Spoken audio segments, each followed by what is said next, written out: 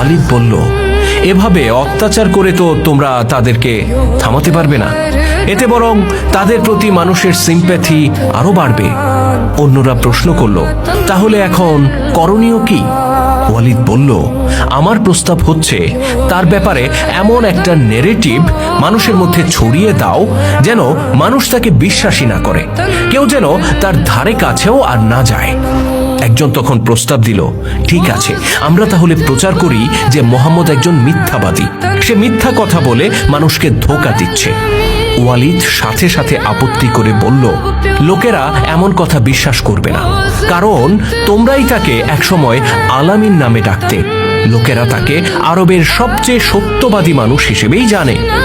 আরেকজন তখন প্রস্তাব দিল, আমরা তাহলে বলি সে একজন কবি, আল্লাহর নামে সে যা প্রচার করছে সবই তার নিজের লেখা কবিতা।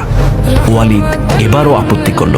সে বলল, মোহাম্মদ যা প্রচার করছে তা কোনো কবিতা হতে পারে না, এর মধ্যে এমন কিছু আছে যা অন্য সব কবির রচনাকে ছাপিয়ে যায়। তখন আরেকজন বলল, তাহলে আমরা বলি সে পাগল হয়ে গেছে। ওয়ালিদ বলল, পাগল তো সে নয়, তোমরা হয়ে গেছো। একজন সুস্থ স্বাভাবিক মানুষকে তোমরা পাগল বলবে আর মানুষ তা বিশ্বাস করে নেবে?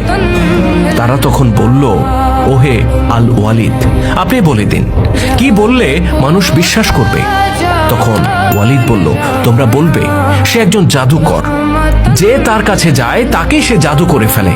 এই জাদুর কারণেই আজকে আমাদের মক্কার ঘরে ঘরে পিতা পুত্রের মধ্যে বিরোধ সৃষ্টি হচ্ছে, আমাদের পরিবারগুলো একে একে ভেঙে যাচ্ছে। মানুষকে সাবধান করে বলবে ভুলেও যেন তারা তার কাছে না যায়, তার কোনো কথা না শোনে। উপস্থিত কুরাইশ নেতারা ওয়ালিদের এই প্রস্তাবে একমত হলো। তারা বলল, ওহে আবু আব্দে শামস, বাস্তবেই আপনি আমাদের মধ্যে সবচেয়ে বিচক্ষণ ব্যক্তি। ওয়ালিদ তখন নির্দেশ দিলেন, কাবা প্রাঙ্গণ, মক্কার বাজার, মেলা, আগত কাফেলা সব জায়গায় যাবে। হজের মৌসুমে হাজিদের তাঁবুতে তাঁবুতে ঘুরবে। সবাইকে একটাই কথা বলবে, মোহাম্মদ একজন জাদুকর।